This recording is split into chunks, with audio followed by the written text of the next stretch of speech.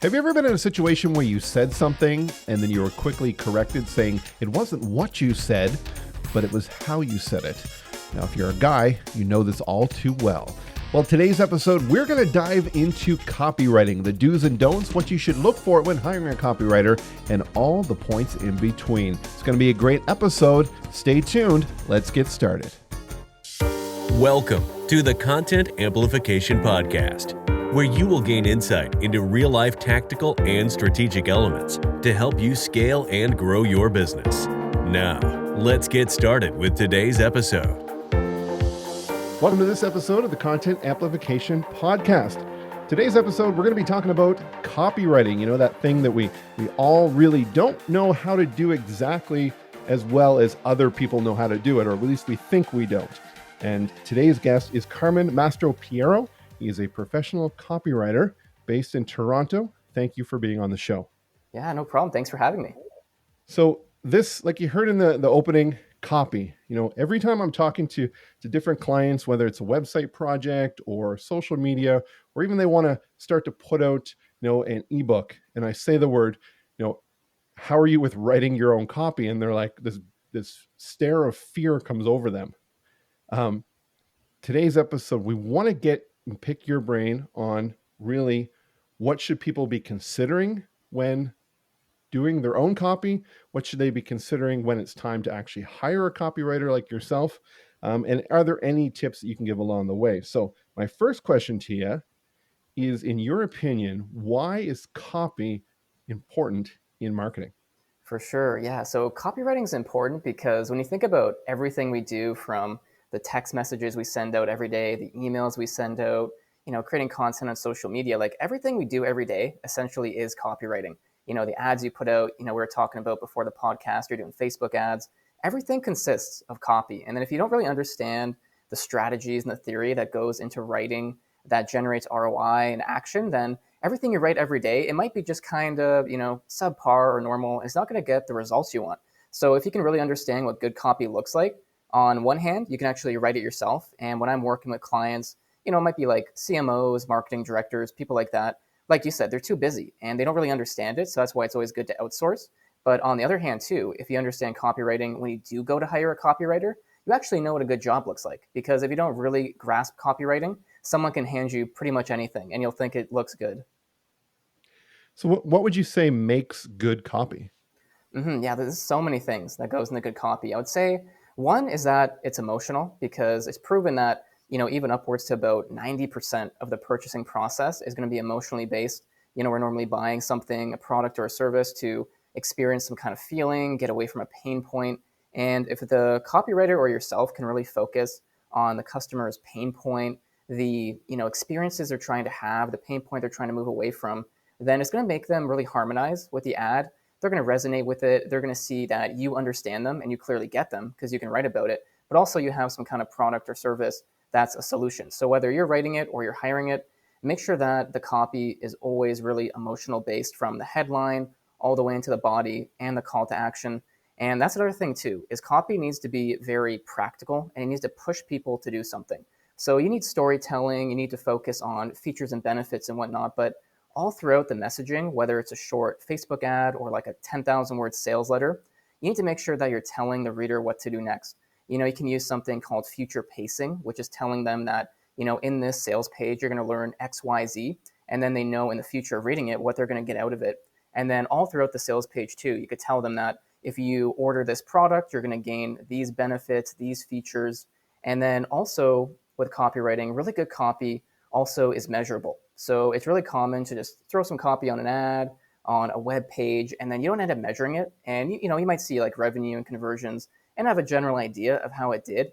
But really what you need to do is make sure that you're setting up good tracking. It might be, as simple as UTM links, which you can generate and then track through Google Analytics. You might use something like heat maps and Hotjar. But I would say overall, it's going to be very emotional. It's going to push people to take action, but also you're going to be able to measure it, whether you do that yourself or ideally when you hire a writer, like in my case, if they do have the skill, then they can kind of set up all the tracking and analytics on your behalf too.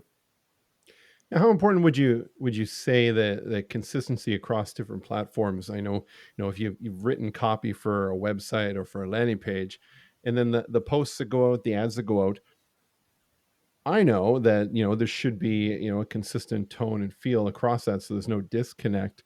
How do you take that on when you're looking at working on someone's copy? Do you take different approaches to, the web versus or the website versus, social or even scripting a video that they may have or maybe getting produced?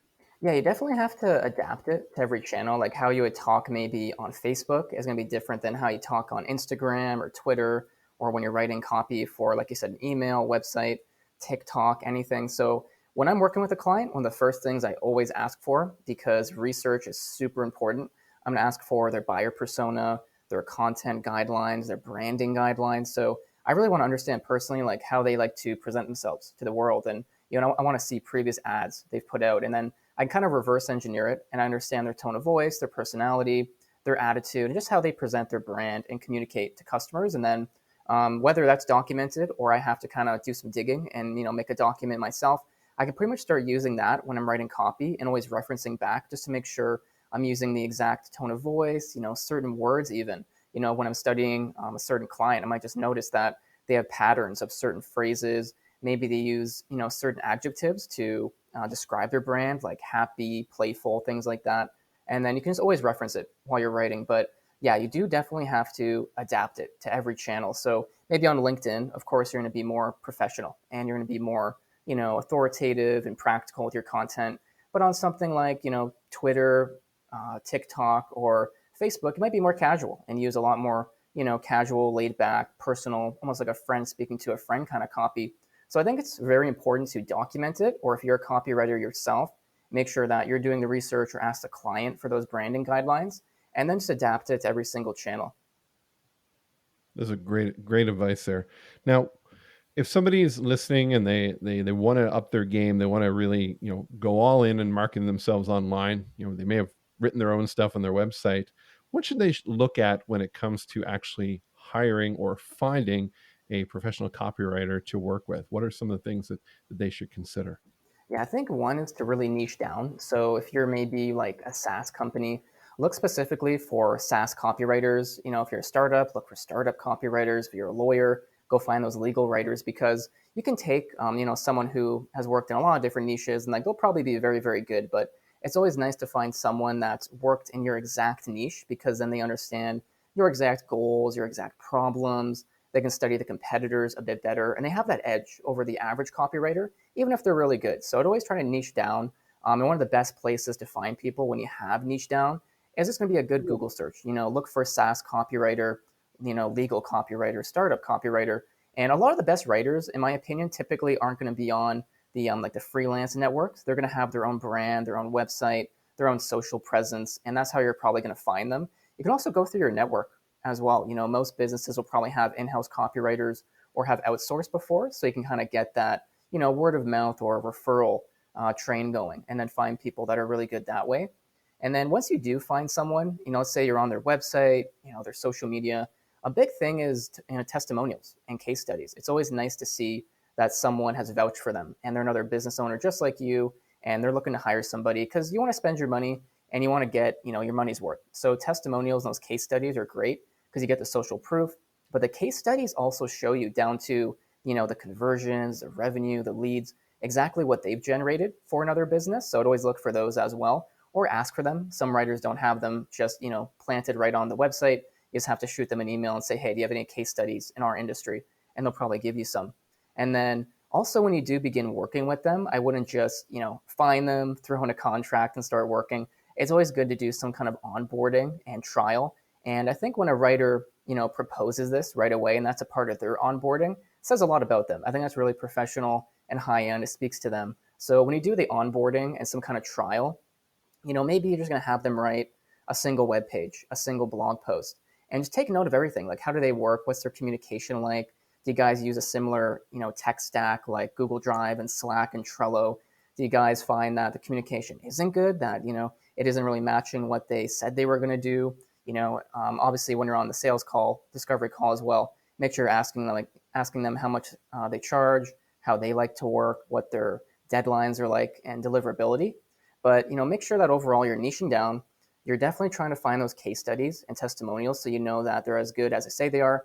And then when you actually begin working, just start with some kind of trial period, onboarding period. So you're not just signing a big contract and you're locked in for something big, and kind of see that, okay, you know what, our personalities and our workflow and everything matches first before we do some kind of big commitment. Now, what would somebody expect to invest when getting into copywriting or getting a copywriter? I know that's probably a tough question, but how would they know that they're getting a fair price? Yeah, for sure. So I think when it comes to something like, let's say, the content writing side, which is like something like what I would do, that's normally just on a monthly basis, monthly retainer. You guys would map out like, okay, we're going to do 4 blog posts a month, 1 a week. They're going to have this kind of deliverables, SEOs included, so on and so on. And like you said, it's hard to say because it's based on the individual writer.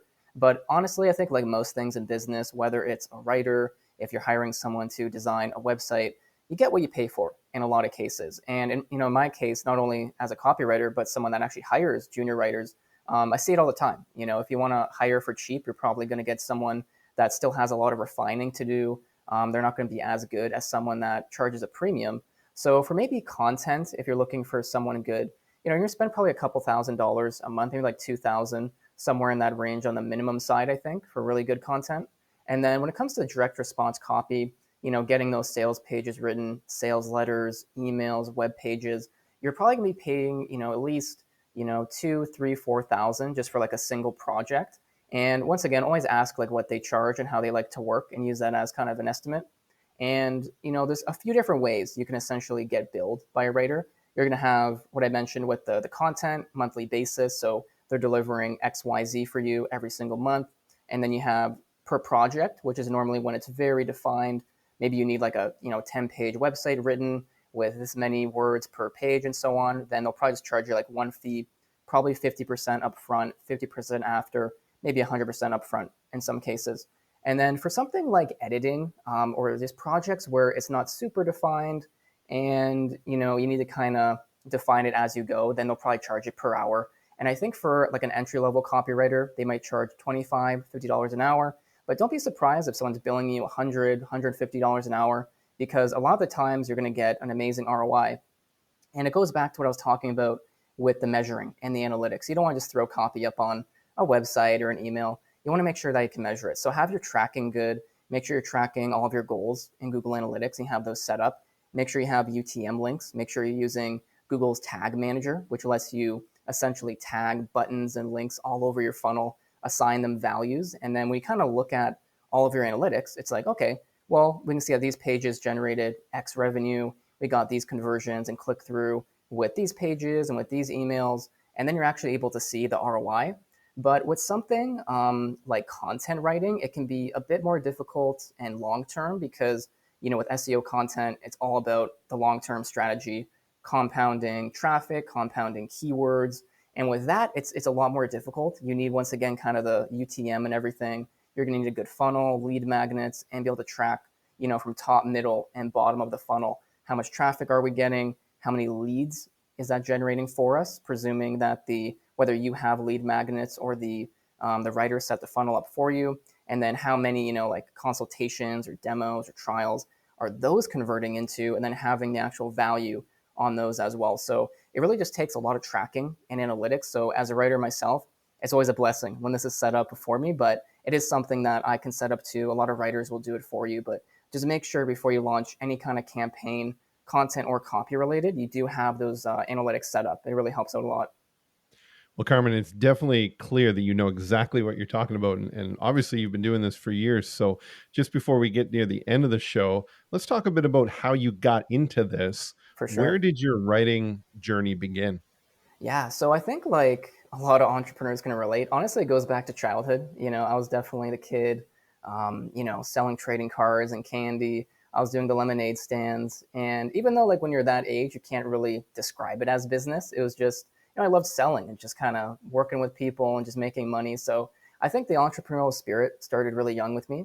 And then as I got older, I was always really good at computers and tech. So then I started learning about digital marketing, making money online, and started kind of hit me like, okay, you can actually do this and make money and make a living on the internet. And then that's when I started studying internet marketing in high school. And I started doing a bunch of different things. I was doing e-commerce with drop shipping and white label. I was doing affiliate marketing near like the end of high school, getting into college. And then, of course, freelance as well. And I was doing freelance writing, web design, social media, kind of like I was talking about before. I was a bit of a generalist. I was kind of just doing everything. And then once I got more into college, I actually decided to niche down, really focus on writing because it's just what I enjoy. I think it's super important to, have a business every day that you look forward to and that you're excited to do, because then that just makes your day-to-day life awesome. But also you put more energy into the work and then your clients get more value and better results. And then I kind of just cut out everything else. I just wanted to focus right on writing. And that's when I launched one of my first agencies. And I've owned a couple of them. And then it wasn't until, about 2-3 years ago that I completely pivoted to a personal brand. And I'm really happy I did that because it allows me to have a lot more relationships, deeper relationships with my clients. I was really surprised by the amount of people that love working just with like a freelancer or someone that kind of has that freelance brand. They like to have the human connection, one-on-one connection with who they work with. And then when I doubled down on writing, a lot of it was outreach and networking and, doing a lot of inbound marketing. I love blogging. Lately, I've been doing a lot of like podcasting and YouTube. I do a lot of guest authoring on big websites. Recently, I put out an article on marketingprompts.com, which I was super stoked about. That was awesome. And then over time, it was like, okay, I'm able to work with Neil Patel, Dan Locke, Marketo, GoDaddy. And it was a really, gradual, long-term compounding effect where I just got better and better by practicing writing, by getting better assignments, bigger clients, and then you do a good job, you deliver value, and then you're going to get really good referrals. And then in the case of copywriting, there's not many really good copywriters out there. There's not a lot of, copywriters maybe in specific little niches like digital marketing. So when I got better and better, people are referring me to bigger companies and other, large organizations in the niche I'm in. And then it kind of just compounded from there. And nowadays I'm doing, like I said, doing work for Dan Locke and Marketo. I do a lot of C-suite, Forbes, ghostwriting. I have free and paid online courses that teach people how to write better and grow their own online writing business. But I would say that it honestly just, started from childhood, and I just kind of worked at it all throughout my life. And then lately I've been really doubling down on just the copywriting and content writing side. Well, that's a great journey. I mean, that's very inspirational to anyone, even if you're starting out in copywriting or even in business. Because I mean, what you've told us is basically a business journey in there. And the part about transitioning from an agency brand to a personal brand, when you decided to do that, I want to ask you this: was there some hesitation about going that route, or did you know that this was the route you needed to go? Yeah, I think I hesitated just a little bit because you kind of go from this more like corporate image and everything to pretty much everything's on you. Like you have to be completely transparent. It's your name, it's your face. But in a way, it's really good because it puts a lot of responsibility and accountability on your plate. Like you can't do anything wrong. You really have to deliver. You have to go above and beyond. You got to stick to your word and everything. And I think it just makes you take your reputation and everything more seriously. So at first, I definitely hesitated a little bit, but I'm really happy I did it because it's just opened up a lot of more opportunities. When people see my brand and it's, my name, my face, they get that kind of human connection, deeper connection, especially when they end up working with me. And I've noticed kind of an interesting thing that my engagements tend to go a lot longer. I develop more friendships with the people I work with. So it's definitely paid off in the long term. And it's also opened up to more, public speaking opportunities. And I think it just makes sense when I'm like, selling books or courses and things. It just makes a lot more sense to kind of sell it through me, not necessarily a company. But overall, I'm really happy I did it. Well, thank you for sharing your story, sharing the tips, talking about copywriting. Where can people find you if they want to talk to you or hire you for doing some copy or training or whatever it is that they need help with? Yeah, honestly, the best way to find me and just learn more about what I do, get courses and whatnot, is on my website, carminemastropierro.com. But I'd more than love if you want to connect with me on LinkedIn, Twitter, Facebook. I have a copywriting Facebook group you can join and ask questions, but those would be the best ways to find me right now. Well, thank you. Thank you for sharing that. That was Carmine Mastropierro. He's a professional copywriter based in Toronto, Ontario, Canada, if you're listening outside of our wonderful country. And thanks for listening to this episode of the Content Amplification Podcast. Thanks for listening to the Content Amplification Podcast. If you have questions about how you can amplify your content strategy, go to amplifymycontent.com.